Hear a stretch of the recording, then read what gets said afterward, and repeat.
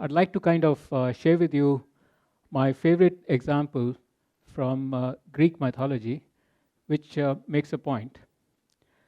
Now, this is a picture of father and son. I don't know how many of you immediately recall the story, but this is Daedalus and Icarus. And as the story goes, they were imprisoned on the island of Crete in an impassable maze, and their only option for freedom was to fly away from the island. So how do you do that? How did they do that? Um, Daedalus ingeniously fashioned wings from the Ossia branch. Now, the Ossia tree has a branch which is very flexible and has long uh, looping leaves, and he kind of stitched them together using wax to fashion wings. And he initially taught himself to fly, and then taught his son Icarus to fly. So, what's the lesson from this little story? One, of course, ingenuity can do wonders, but also the simple lesson that if there is a problem, some solution does exist. Every problem has a solution. Moving on to cases from my professional life, the first one is from the time when I was making chocolates. Now, I'm sure all of you love chocolates, have grown up with chocolates, and I had the good fortune to be making chocolates at one point in time. Uh, it's a great product, but the problem with chocolates is it's expensive. And therefore, there's a large part in India, particularly in rural areas, and large number of Indian kids who can't reach it because chocolate melts very easily and can't afford it. So my marketing colleagues came to us and said, by the way, can you make a chocolate which can reach the remotest parts of the country, will travel stably even at 45 degrees centigrade, and a kid with 1 rupee in his or her pocket should be able to afford it. Now, chocolate melts at body temperature of 37, and therefore, to kind of transport chocolates over these kind of remote interiors seemed like an impossible brief, and we literally kind of threw our heads in our hands. And after some scratching and kind of trialing, we hit upon two simple ideas. The first one was that we will convert it into small drops. Now, why drops? Because, as you all know from your school geometry, that a sphere has the smallest surface area to volume ratio. So therefore, you expose the minimum surface area, and therefore chances of melting actually come down. And the second thing that you do is we enmesh the chocolate in a crystal structure of sugar. And what did that do? It kept the chocolate intact, so the chocolate didn't melt at 45 degrees centigrade. And the only way you could release the chocolate was when you pop the shot into your mouth and you melt the sugar crystal structure, and then you get a burst of chocolate. What was, of course, not just rewarding is to solve a technical problem, but actually to see kids then take out a rupee, which their daily wage earner parents brought home, and to kind of go to the local candy store and buy a shot with that. The second example is from the time when I was making soaps. Now, again, from your school chemistry, you might know that soaps are made by reacting an alkali with a fat. Now, the issue is that when you kind of do the reaction, it's done in a very dilute phase. There's a lot of water in it, and after the reaction gets done, the soap gets formed as a product. You got to heat it up to vaporize all that water, dry it out, and convert it into the shape that you typically see in your homes. Now, this is an energy-intensive process, and we're getting into spaces where we got to reduce energies in our processes and reduce the carbon emission. And therefore, the problem came back to us saying, how can you do that?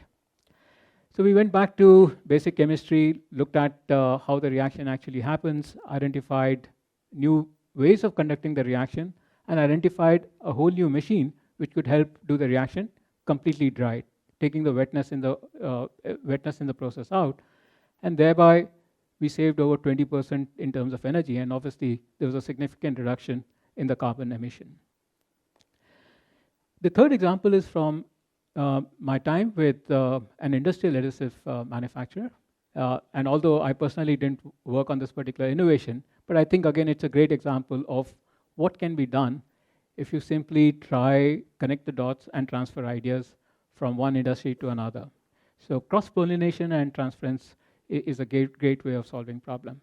Now, industrial adhesives are, come in large barrels per se. But at the same time, the first experience with glues is when you're kind of sticking papers per se, which is not good enough to solve a lot of problems that we experience on the go. Like, for example, the most typical problem is that when you're walking around, suddenly the sole of your shoe comes apart, and what do you do? It's a very embarrassing moment at that point in time. So now, the company was obviously quite aware that an industrial glue can solve the problem, but how do you deliver a small few drops of an industrial glue in an easy to carry manner so that in case of emergencies, somebody can take it out and fix the problem, wherever it might be. And what it looked to do was to actually take the glue and pack it using injection vials, which is from the pharma industry. So here's a chemical company which is borrowing an idea from the pharma industry, put the glue in that small pack, put it into a pouch, and today those pouches are carried. So if, like, let's say my wife does it, and I know several other people do it as well, that they carry a couple of pouches of this particular glue in their handbags, just in case if there's a problem, then they have a very quick fix.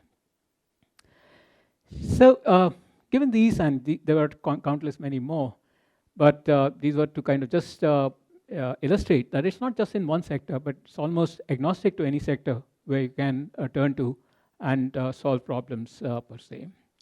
So what are the lessons that I have taken away, which I wish to share with you from all of this? The very first lesson which I really truly hold is that there's no magic in finding innovations and solving problems, but it just requires you to take a look at the same problem slightly differently. The picture you have out here is from NASA.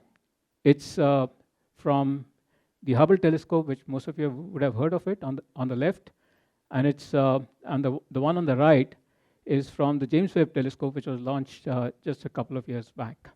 It's looking at the same region of space, but Hubble telescope looks at space from the visible spectrum, whereas the James Webb telescope looks at it from the infrared spectrum. And you would know from your physics that they use different wavelengths per se.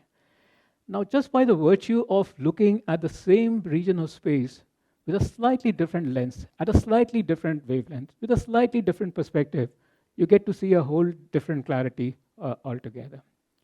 And that's so with innovations as well. Many times we get stuck in a groove in terms of how we're looking at problems and trying to solve them. But if you just step back and took a slightly different perspective, you will find solutions. The second lesson that I have taken away is that one has to learn to connect the dots and see the underlying patterns, to see the whole picture. Now, at any point in time for any problem, you will never have all the facts at your command. They'll never be available. But if you simply try to see how things are configured and how do they connect with each other, you will get to see the picture itself, and solutions will come to you. Not just that, many times there are there's solutions elsewhere, and you can actually transfer those solutions to your problems, and you'll still be able to find answers per se. The third lesson that I'd like to share with you is that it's important to make a beginning, even if it is very small. There is a theory called the chaos theory, or a butterfly effect, which goes that if there's a butterfly which flutters its wings somewhere in the Amazon rainforest, then it can potentially cause a hurricane on the other side of the world. And similarly, if you take a pebble and drop it into a quiet pool of water, the ripples that it creates might actually turn into a huge wave on the other end of the shore. And just the same way, that if you kind of no beginning is actually very small. Now, all of us are very proud of India's recent accomplishment of landing Chandrayaan-3 on the moon. But you know, Chandrayaan-3 actually was a culmination of a process which started over a decade ago with Chandrayaan-1, which was a very small satellite on a shoestring budget, which cost less than a Star Wars movie. And it actually landed up discovering water on the moon.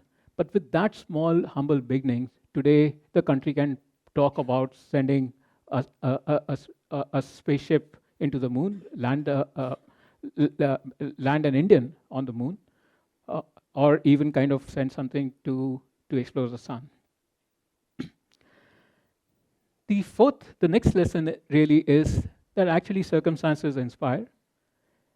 There is a very popular saying that necessity is the mother of invention. That indeed is very true. Just like in the case of Daedalus and Icarus, there was a necessity and there was an invention to follow. And it's there all around us at all points in time. So the picture here is an example of 1900s London, where London was getting overrun with horse carriages. And it was popularly believed then that London is going to drown in horse manure. And along came the automobile, which solved the problem completely, per se. And much the same way today, we are all concerned about climate change. And again, we are having another horse carriage to automobile moment with the conventional internal combustion engine getting converted to electric mobility, per se. So if there is a crying and critical need, innovations will happen if somebody puts their mind to it. The last two lessons are more of experience in terms of what you can expect as you're innovating. So the fifth lesson is really about the thrill and adventure of exploration. And and if you take the case of an astronaut kind of taking a spacewalk, right, or they are on a mission somewhere. Just imagine the whole new world that they can discover. And it is like that when you're stuck with a problem and trying to innovate a solution. There is a very curious, peculiar thrill and excitement that grips you all the time. So enjoy that thrill. And the last lesson is, yes, it's all very nice and exciting and enthusing, but at the end of the day, you cannot overlook the perspiration associated with it. One of the most prolific inventors in history was Edison. He had over 1,000 patents. And he's famously quoted to have said that, it's about 1% inspiration and 99% perspiration. Now while Edison is seen as a very successful inventor, but he was also a serial failure. And therefore, it's quite okay to fail, right? Because those are important stepping stones in terms of succeeding in becoming an inventor. And if you are pursuing your passion really, actually time and effort just melt away and just pure energy remains. And you simply won't feel the strains of all that effort in your quest for success. Thank you, all the very best.